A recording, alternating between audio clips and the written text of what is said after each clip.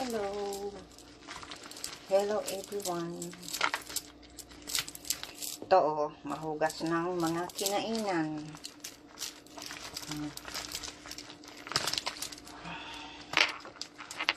May kwento ako.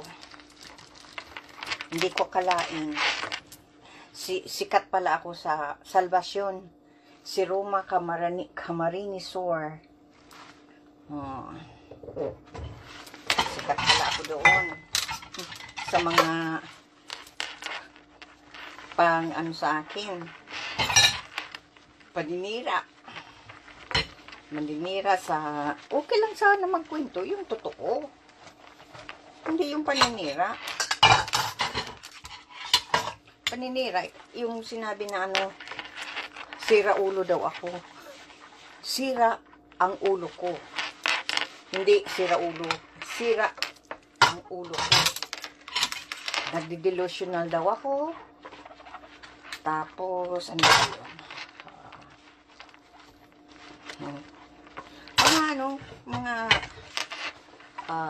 Ano pa yun?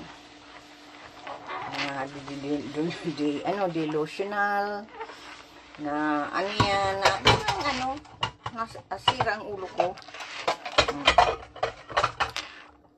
Marami ang naniwala.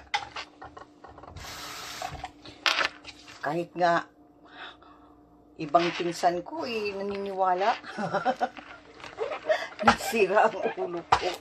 Kasi, pinaniwala na sirang ulo ko. Ay, lalo na yung nagkwento, talagang, lalo na kung may mga paiyak-iyak. Tapos, yung talaga ang gift ng taong iyon. Ako nga napaniwala ng maraming taon. Kaya, pero nakilala ko na ang totoong ugali niya. Ano pala siya? Narcissist. Kung gusto niyong malaman ang narcissist, makita niyo sa Google. Yan. Kung anong ugali ng narcissist. Yan ang ugali niya na-realize ko din. Finally.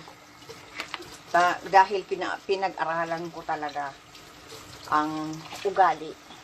Kaya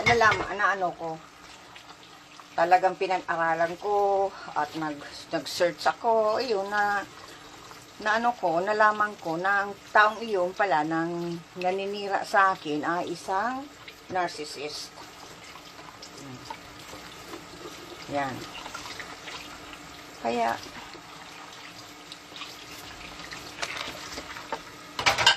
yun, kung gustong maniwala na ako ay sirang ulo, nagdi-delusional ako, ano pa yun. Marami pang sinabi tungkol sa akin na sira ang ulo ko. Kung sira ang ulo ko, sana hindi ko kilala kung sinong tunay kong ina. Hindi ba?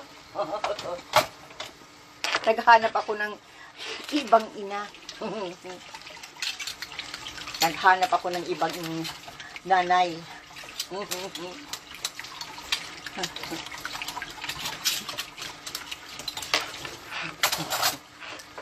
Ay nako. Pero kilala ko pa rin ang ina ko. Hindi ko yun ikinakahiya. Kahit pa kaya ang iba kinakahiya ang magulang nila dahil mahirap, walang pinag-aralan, talagang ikinakahiya ng iba. Lalo na kung yung nagkapera na, ay talagang kakahiya ang magulang.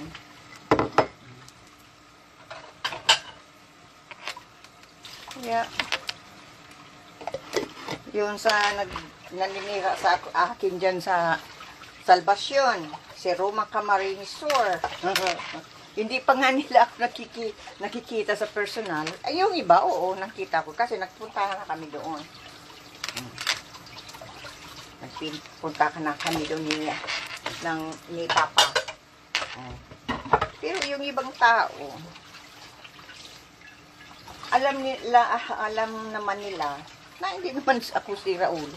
Kung sira ulo ang ulo ko, ay di sana, ano yan, nagpalit ako ng magulang. Hindi ko nakilala ang nanay ko.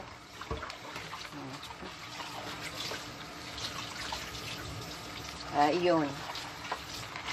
Kung sino pa ang ano yan, hindi ko kailangan patunayan sa mga taong niniwala na ako ay nasira ang ulo ko. Sa kanila la yun. Wala akong magagawa.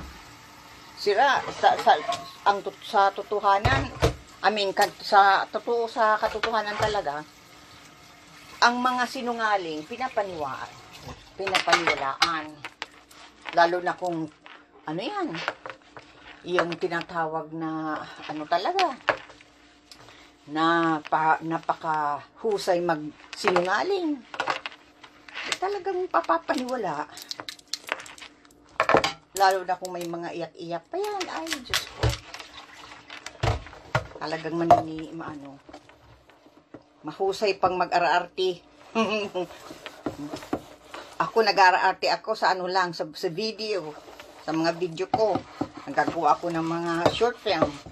Pero yung araarti ako sa totoong buhay na naaartihan ko ang kaharap ko, kausap ko, ay hindi ko yan magagawa. Yan. Lalo may mga paiyak-iyak, ay nako po. Pero nahalata ako naman, kahit magdihiyak-iyak, na nararamdaman ko naman na nagsisinungaling. Kaya ngayon, alam ko na ang totoong ugali ng taong iyon. Narcissist. Kung gusto nyong malaman ang narcissist, hanapin nyo sa Google. Handa yan sa Facebook. May mga dyan. Kaya alam ko lang ang ugaling yun, na walang remorse, walang guilty conscience, professional liar. Saka yan, ang iba ay dangerous talaga. Nagawa ng yan, mga na hindi dapat. Capable gumawa ng hindi dapat, against the law ang gagawin. Kaya yan, kung sino ang naniniwala na sirang ulo ko, ay yan, tapos pinapamalita pa na ang palagi ning kinakain ay noodles. Masarap ang noodles. Paborito ko ang noodles. Spaghetti. Macaroni and cheese. Kaya yan, paborito ko yan. Pero yung araw-araw noodles na sinasabi, natatawa ako. Natawa talaga ako. Siyempre, kapag mahusay magsinungaling, talagang papaniwalaan. Pero nasa kanya na yun. Yung naninira sa akin. At pinasikat ako dyan sa salbasyon. Marami pa akong ikukwento ng mga kasikatan ko.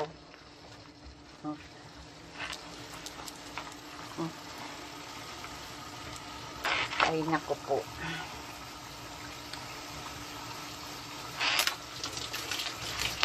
Okay.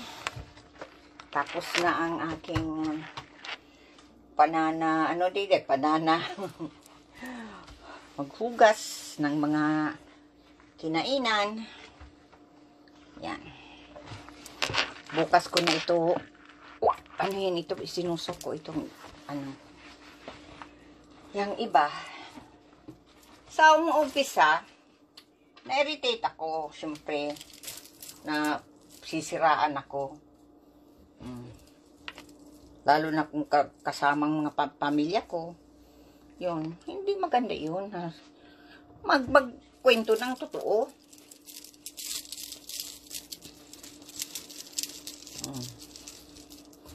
Kaya, yan.